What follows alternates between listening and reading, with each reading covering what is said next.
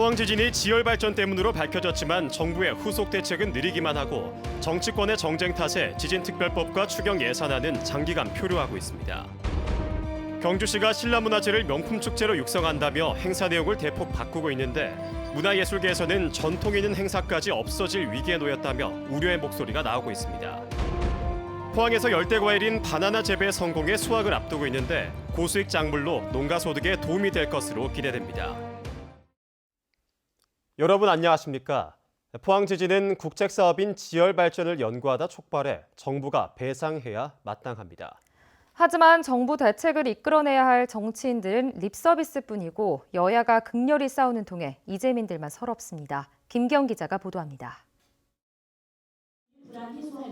포항 지진은 지열 발전이 촉발했다는 정부 조사단의 공식 발표 후 정치권은 경쟁하듯 포항을 찾아 대책을 내놓았습니다.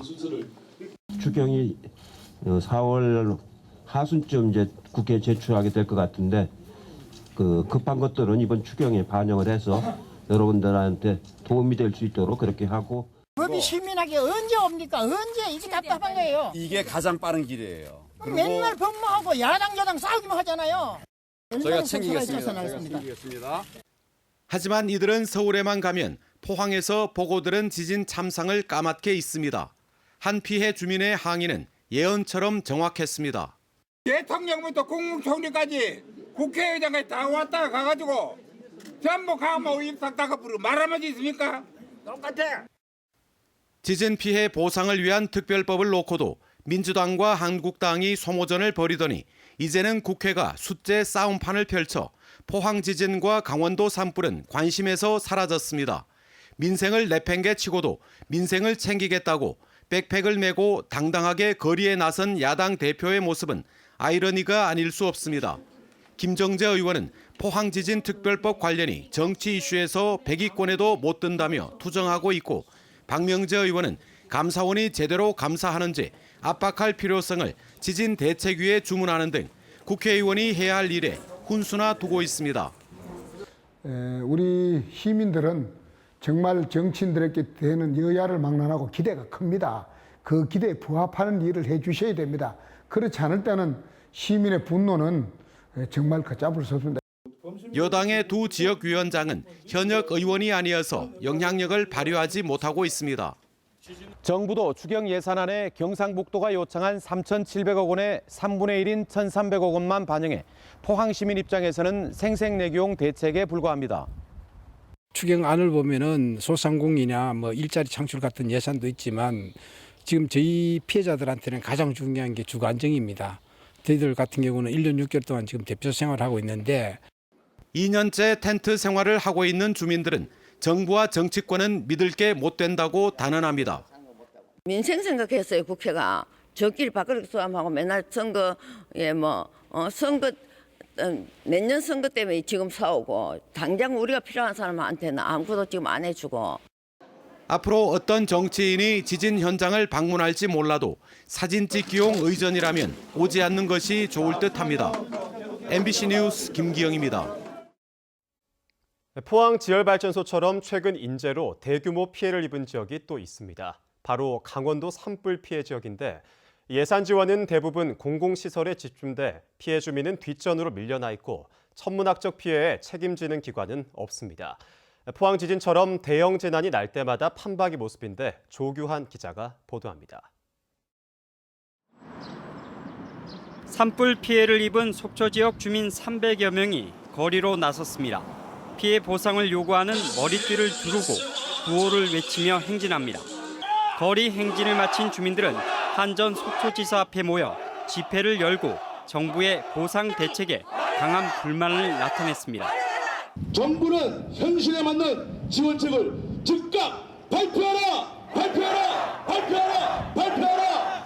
정부가 발표한 1,800억 원에 달하는 피해 복구비는 대부분 공공시설에 투자된다며 제대로 된 보상을 요구했습니다.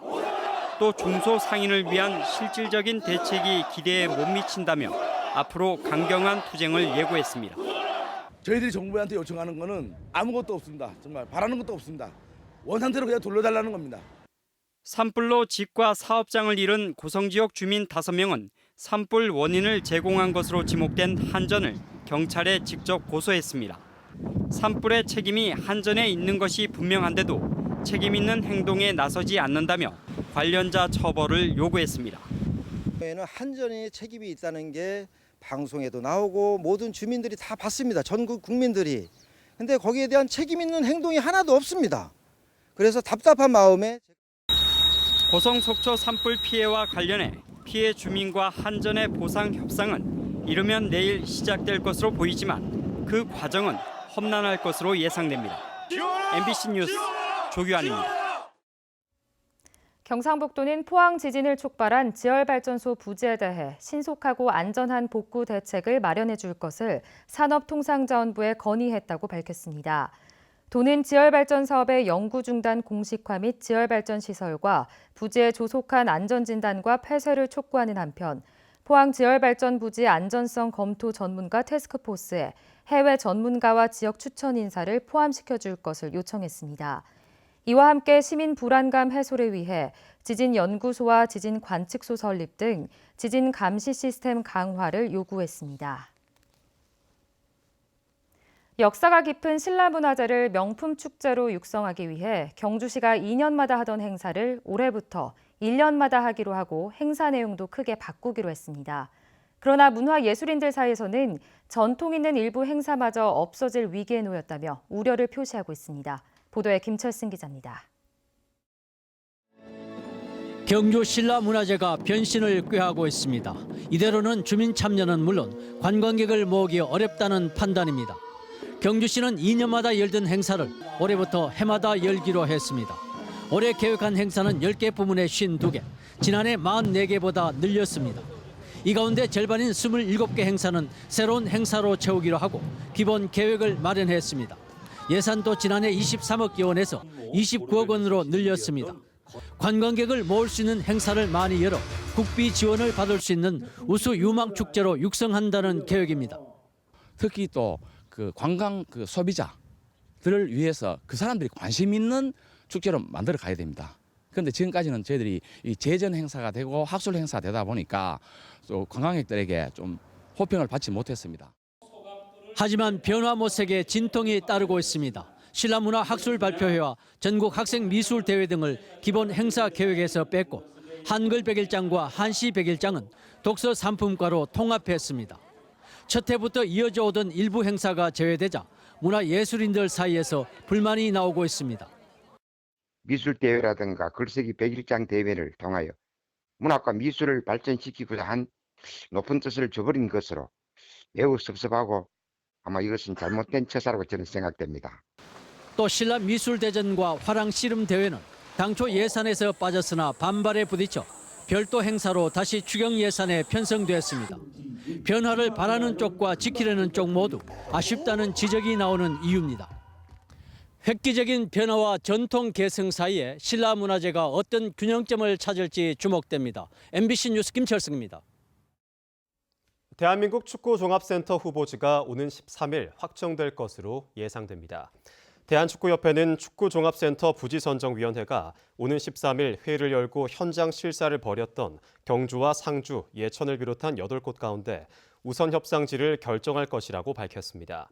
축구협회는 해당 지자체의 경쟁력이 무엇보다 중요한 기준이 될 것이라는 입장을 보이고 있습니다. 경주 방패장의 중저준위 방사성 폐기물 반입 중단이 장기화되고 있습니다. 한국원자력환경공단은 경주시 의회와 경주 월성원전 방패장 민간환경감시기구가 지난해 말 폐기물 반입과 처분 중단을 요구해 5개월 동안 반입을 못하고 있다고 밝혔습니다. 특히 방패장 바닷물 유입과 폐기물 데이터 오류 문제와 관련해 지난 1월 구성된 민간합동조사단은 오는 9월까지 조사 결과를 발표할 예정이어서 방패물 반입 중단은 하반기까지 이어질 전망입니다.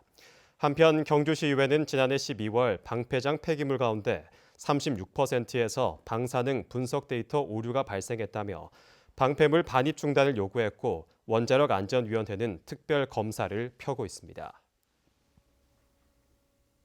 포항의 한 농장에서 열대과일인 바나나 재배에 성공해 수확을 앞두고 있습니다. 고수익 작물로 농가 소득에도 도움이 될 것으로 기대되고 있습니다. 박상환 기자가 보도합니다. 바나나 나무에 붉은색 꽃과 초록색 열매가 주렁주렁 달려 있습니다. 바나나 나무를 처음 본 아이들은 마냥 신기하기만 합니다. 까끌까끌해요. 신기해요. 깨끌깨끌. 5,000제곱미터 규모의 시설하우스에서 400그루의 바나나를 시험 재배하는 데 성공해 수확을 앞두고 있습니다. 한 그루당 50kg의 바나나를 딸 수 있어 수입산에 비해 수확량도 훨씬 많습니다. 일교차가 크고 일조량이 풍부해 당도가 수입산보다 높아 상품성이 뛰어납니다. 특히 한국까지 배로 이송되는 수입 바나나에 비해 유통기한이 짧습니다. 수산 바나나는 이제 유통 과정이 짧습니다. 생산해서 바로 소비자로 갈 수 있는 시간이 상당히 짧기 때문에 드셨을 때 찰지다고 해야죠. 그런 쫀득쫀득함이 있습니다. 건강한 먹거리를 추구하는 소비자가 늘면서 무농약, 친환경의 국산 바나나 수요가 높아지고 있습니다. 바나나는 쌀보다 2,000제곱미터 기준 40배 많은 5천만 원의 소득을 올리는 것으로 알려지면서 귀농인들의 견학이 줄을 잇고 있습니다. 자라나는 미래 어린이들을 위한 6차 산업 활성화에도 적극 투자할 계획입니다. 온난화 영향으로 포항과 경주 등 내륙 곳곳으로 열대과일 재배 면적이 넓어지고 있습니다. 제주도에서만 가능했던 바나나나 천혜향 같은 열대 과일 식물을 우리 포항에 확산시켜서 농가 소득 증대에 크게 도움이 되도록 만들어갈 계획입니다. 포항의 바나나 재배가 성공을 거두면서 지역 농업에 새로운 기운을 불어넣는 등 지진으로 침체된 지역 경기 활성화의 발판이 될 것으로 기대되고 있습니다. MBC 뉴스 박상환입니다. 공직선거법 위반 혐의로 기소된 자유한국당 김종영 경북도 의원에 대한 항소심에서도 의원직 상실에 해당하는 벌금 300만 원이 선고됐습니다. 지난해 포항 6선거구에서 당선된 김종영 의원은 지역 수건 사업인 119 안전센터를 신설했다는 허위 사실을 선거 홍보물에 실은 혐의 등으로 재판에 넘겨졌습니다. 김 의원은 항소심에서 벌금 1,000만 원을 선고한 원심을 깨고 벌금 300만 원으로 감형됐지만 이 형이 확정되면 의원직을 상실합니다. 경북도의회 박용선 의원은 포항시 장량동의 급격한 인구 증가에 대비해 중고등학교 추가 설립을 촉구했습니다. 박 의원은 특히 법원 인근에 이미 중학교 부지가 마련되어 있는 상황이어서 교육청이 결정만 내리면 빠른 시일 내에 학교 신설이 가능하다고 밝혔습니다.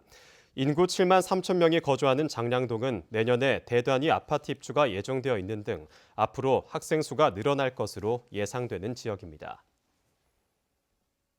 경북 동해안은 오늘 초여름 날씨를 보였습니다. 내일도 맑은 하늘에 한낮에는 무더운 날씨가 이어지겠고 오존 농도가 나쁨 수준으로 높게 나타나겠습니다. 안수진 기상캐스터입니다.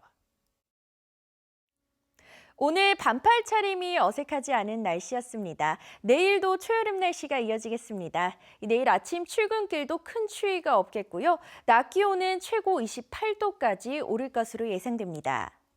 미세먼지 농도는 보통 수준을 유지하면서 대기의 질이 무난하겠습니다. 다만 오존 농도는 나쁨 수준으로 높게 나타나겠는데요. 이 오존은 마스크로도 막을 수 없기 때문에 한낮에는 야외 활동을 자제해 주시기 바랍니다. 내일도 경북 동해안과 울릉도 독도에 메마른 대기는 지속되겠습니다. 자세한 내일 날씨 알아보겠습니다. 내일은 대체로 맑다가 오후부터 구름의 양이 많아지겠습니다. 아침 기온 9도에서 15도, 낮 기온은 21도에서 28도입니다. 울릉도와 독도도 오후부터 구름이 많이 지나겠습니다. 아침 기온 울릉도 16도, 독도 15도, 낮 기온은 울릉도 22도, 독도 18도입니다.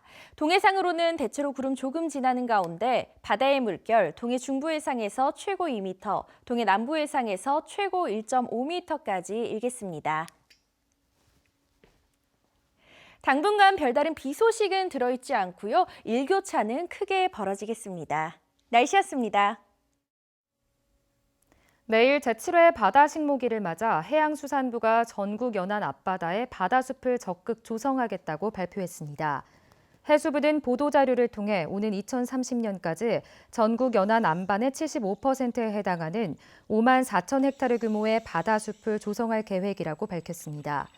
해수부는 지난해까지 여의도 크기의 63배에 이르는 18,000여 헥타르 규모의 바다숲을 조성했으며 경북 동해안 앞바다에는 대게와 문어 자원을 늘리기 위한 맞춤형 인공 어초를 집중 투하할 계획입니다.